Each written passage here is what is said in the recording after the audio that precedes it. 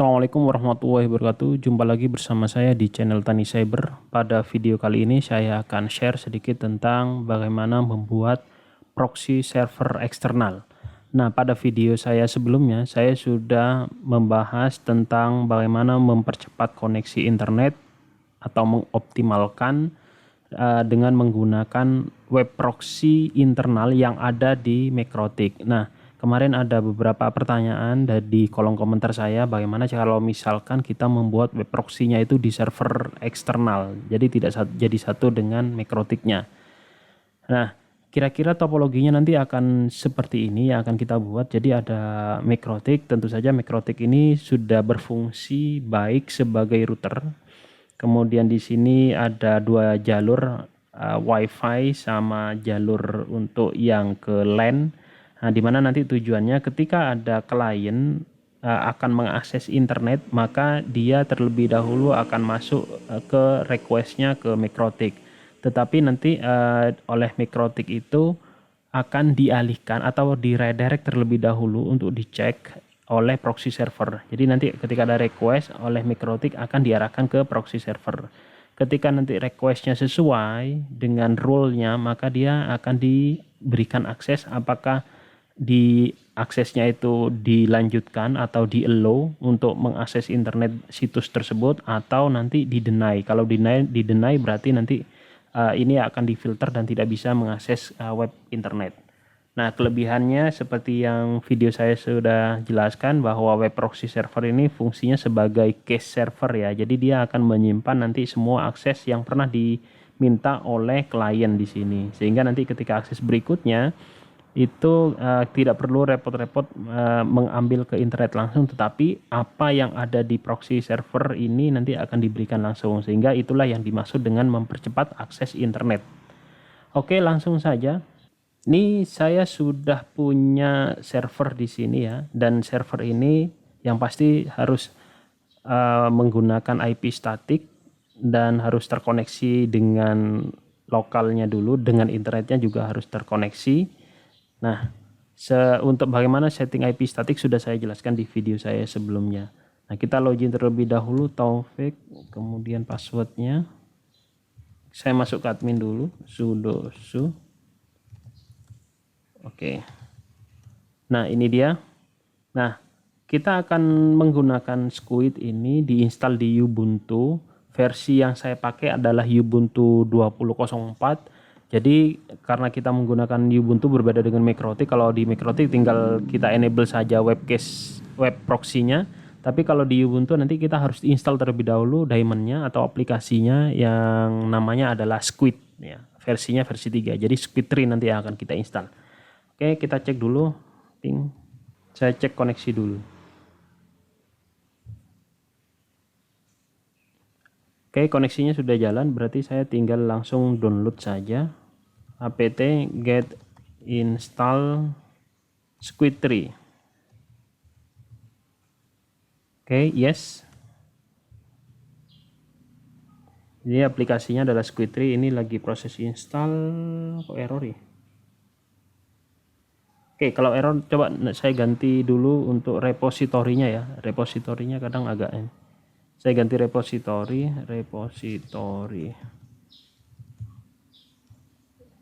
Ubuntu 20.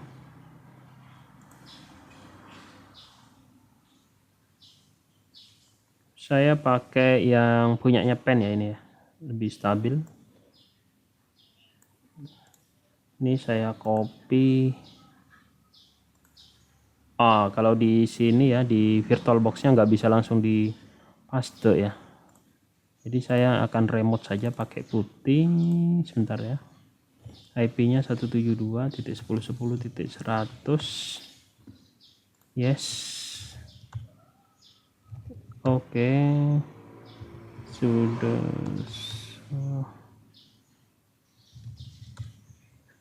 Jadi teman-teman, ini adalah proses untuk update repository terlebih dahulu ya. Sebelum kita masih belum install untuk web proxy-nya ya. Kita belum install Squid-nya ya. Kita mau update dulu untuk yang repositorinya. Repository di Spico etc apt source list. Nah ini dia, saya hapus dulu semuanya, kemudian saya pastekan, kemudian Ctrl X, yes, simpen apt main get update. Oh benar. Oke, tunggu dulu ya.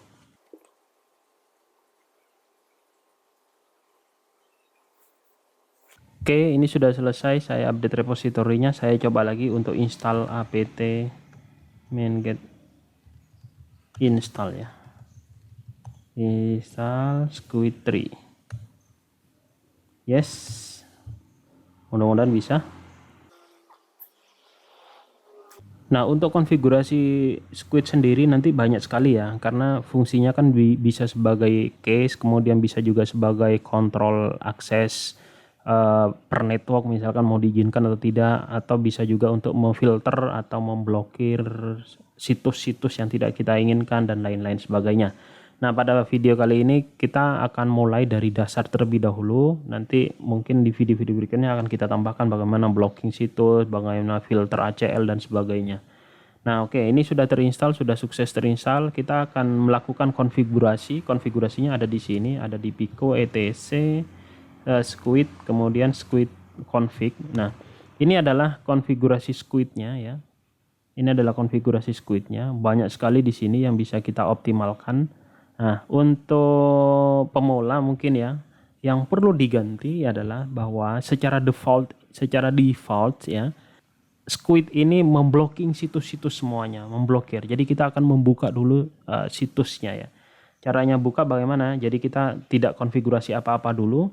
Caranya buka bagaimana? Kita akan membuka dengan mencari baris HTTP access allow-nya ya. Ctrl W saya cari dulu. Ctrl W kalau di Linux itu sama dengan Ctrl F ya kalau di dokumen biasa. Kita akan cari dulu HTTP portnya, biasanya secara HTTP access ya, sorry. Ctrl W, HTTP access deny all. Nah ini dia. Jadi secara default semua HTTP access itu nanti di deny, jadi tidak bisa connect. Nah dengan hanya mengganti ini menjadi allow ya, Ctrl X simpen, yes. Kemudian kita akan restart Squidnya. Caranya restart bisa menggunakan sistem CTL ya. Sistem CTL restart Squid ya, bisa seperti ini. Ya, atau juga bisa etc ini.d Squid restart, juga bisa seperti ini. Nah, dengan hanya mengganti satu baris dari deny ke allow, maka sebenarnya proxy kita sudah jalan. Cuma untuk akses proxy itu yang perlu diketahui nanti ada dua. Ada yang manual proxy dan transparent proxy. Artinya kalau manual proxy, semua browser klien kita itu harus disetting atau diarahkan ke proxy tertentu, ke proxy-nya kita. Tapi kalau transparent proxy ya, nanti secara otomatis klien itu tidak perlu men-setting proxy yang ada di browsernya, tetapi otomatis dia dipaksa untuk menggunakan proxy. Nah, tentu saja yang paling menarik, yang paling mudah digunakan adalah transparent proxy. Tapi pada video kali ini saya akan bahas terlebih dahulu dari manual proxy. Nanti kalau sudah bisa manual proxy, nanti akan saya lanjutkan untuk yang transparent proxy. Nah, untuk yang manual proxy ya, dengan tadi mengganti allow itu sebenarnya sudah jalan. Kita tinggal menggunakan proxy-nya, kemudian nanti kita akan mengkonfigurasi proxy-nya di sini, biasanya di setting. Kemudian kita cari saja proxy ya. Nah, di sini ada open your computer proxy setting. Kalau di Google Chrome juga ada proxy gitu. Nah, kemudian di sini ya, di sini proxy-nya kan off. Nah, kita on-kan saja, kita arahkan proxy-nya ke IP server kita 172.168.100. Ini disesuaikan dengan teman-teman. Nah, untuk port proxy-nya di sini ya, secara default ya. Di sini secara default kalau kita lihat HTTP port-nya, kalau kita cari lagi HTTP port itu 3128. Nah, ini dia. Jadi secara defaultnya di sini 3128. Ini juga bisa kita ganti misalkan 8080 misalkan. Boleh, misalkan 8080 ya. Ctrl X, simpan lagi. Kemudian kita restart lagi. Nah, kalau diganti 8080 maka di konfigurasi browsernya nanti harus diganti juga ke 8080. Oke, seperti ini. Kalau sudah, kita simpan saja. Setelah disimpan baru kita coba tunggu dulu masih restart. Nanti kita coba akses sesuatu di sini. Nah, kemudian nanti coba ya masuk, kita akses misalkan jawapost.com misalkan ya. Nah, kita akan lihat sebentar nih masih oke, udah selesai.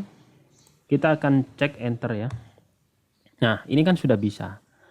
Loh, bagaimana kita tahu bahwa browser ini sekarang mengakses proxy atau sudah berhasil menggunakan proxy? Nah, kita cek di proxy-nya ya. Kita cek dengan menggunakan tile main-f ya. var log squid access log. Nah, di sini sudah kelihatan bahwa ada akses jawapost.com ya oleh klien dengan IP 172.10.10.61. Ini adalah IP saya, IP Windows saya ini ya. Nah, kalau kita semakin banyak akses maka fungsi cache-nya itu akan semakin bertambah. Lihat, proxy-nya semakin jalan terus. Jadi apapun yang kita buka di browser maka dia akan tersimpan di cache-nya proxy. Seperti itu. Nah, ini adalah setting proxy secara manual. Jadi manual itu nanti sekali lagi bahwa browsernya klien itu harus disetting manual konfigurasinya ya ke arah server kita. Nah, tentu saja hal seperti ini akan sangat merepotkan ya. Kan nggak mungkin klien yang nggak paham network, nggak paham IT itu bisa men-setting konfigurasi proxy-nya ya, buat apa begitu ya. Maunya kan mereka ketika connect langsung terkoneksi ke internet begitu ya. Nah, kita harus paksa mereka ya. Ini adalah metode kedua. Jadi manualnya saya buang dulu. Manualnya saya off-kan dulu. Sehingga sekarang posisinya ini tidak bisa connect ya. Posisinya sekarang tidak bisa connect ya. Ini masih bisa connect tetapi tidak melalui proxy ya. Misalkan saya buka pens.ac.id ya. Jadi ini connect tetapi dia tidak melalui proxy. Nah, ini proxy case-nya dia tidak bergerak ya, tidak berjalan. Nah, artinya dia connect tetapi lolos dari proxy. Jadi connect-nya itu dari sini, dari klien langsung ke sini, langsung ke internet, tidak melalui proxy. Nah, bagaimana? Maka kalau mau menggunakan yang kedua, transparent proxy, atau kita meredirect atau memaksa dibelokkan ke proxy server, ini perannya ada di routernya sini. Nah, kita akan konfigurasi routernya seperti apa. Oke, kita buka dulu router kita ya, routernya di teman-teman masing-masing ya. Saya buka web. Oke, ini. Kita buka dulu router saya, ini kebetulan passwordnya oke. Nah, di sini ya. Nah, ini adalah router kita. Router kita harus bisa membelokkan, mainnya di firewall ya. Jadi di firewall itu kita tambahkan saja. Untuk yang generalnya, untuk chainnya kita gunakan manfaatkan yang DST NAT ya. Nah, untuk source address-nya ini bisa dikosongi dulu, bahwa source address sebenarnya bisa memisahkan antara network yang WiFi dengan LAN, tapi secara dasar kita abaikan dulu. Kemudian protokolnya adalah TCP. Kemudian untuk destination portnya ini kita bisa masukkan jadi port berapapun yang diminta oleh klien. Katakanlah biasanya secara umum ada 80, kemudian 80,3128 ya. Misalnya seperti itu. Kemudian untuk actionnya kita akan redirect DST NAT, akan diredirect ke server kita ke 172, ke server proxy kita 10.10.100 dengan menggunakan portnya tadi kan di server kita kan 8080, maka kita ganti 8080 sini. Kalau kita apply oke ya, ini sudah ada di sini role-nya di sini. Nah, kemudian di browser kita ini sebenarnya tidak perlu ada konfigurasi atau di off kan. Oke, kita coba dulu. Kita buka salah satu link saja, misalkan tentang pens. Home. Oke. Jadi ini sudah berhasil berjalan. Kemudian kalau kita lihat di sini di access lognya ini sudah berjalan, artinya sudah terekam di case-nya. Nah, tentu saja ini adalah settingan standar atau settingan dasar gitu ya. Nanti masih banyak hal-hal yang perlu diperhatikan seperti untuk akses listnya, bagaimana supaya IP itu saja nanti yang bisa diakses, kemudian besarnya case-nya berapa dan lain sebagainya. Insya Allah nanti akan saya buatkan video-video yang berikutnya. Ini hanya gambaran umum saja supaya kita memahami paling tidak struktur atau layoutnya atau diagramnya seperti apa. Oke, mungkin itu saja yang bisa saya share untuk pembuatan proxy eksternal dan bagaimana membelokkan atau meredirect dengan menggunakan router MikroTik. Terima kasih atas perhatiannya. Jangan lupa subscribe, like, komen, dan share. Terima kasih. Assalamualaikum warahmatullahi wabarakatuh.